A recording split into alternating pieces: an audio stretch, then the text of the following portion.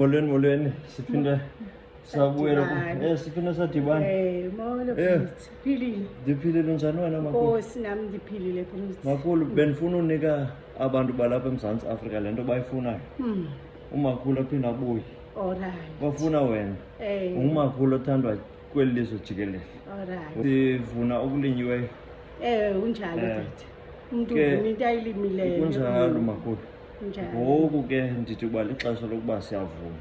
Alright. Kaloku utamkhulu ngelishwa akekho apha namhlanje. Kodwa ndifuna lesisipho. Okay. Esifuna umnika kuye nawe ke ngoku kodwa uzovuna esi sipho makhulu. Okay. Okay. Yabona ke le incwadi eguqulelwe kwisiXhosa nguTiyo Soga. Umfundisi Tiyo Soga. Okay. Kodwa utamkhulu ndithembile uba uyamazi uTiyo Soga. Incwadi iguqulelwe ngo-1866 nguTiyo Soga. Okay. Ndiphinde ndayitshintsha ndayibhala ngokwami isiXhosa. Good.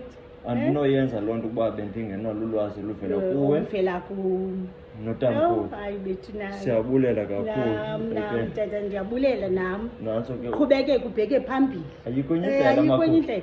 Bheke phambili ngesiXhosa ubabonise umuntu omhlophe uyakwazi uthetha isiXhosa. Kunjalo. Ukhulele kuso ke wena kuyasazi. Ndicela ke ngoku nibafundele abazukulwana benu bakhule ngendlela entle. Kaloku kolu hambo lwethu ebomini sifuna abantu bafunde ngomKristu. Okay. Siyabulela. Enkosi makhulu.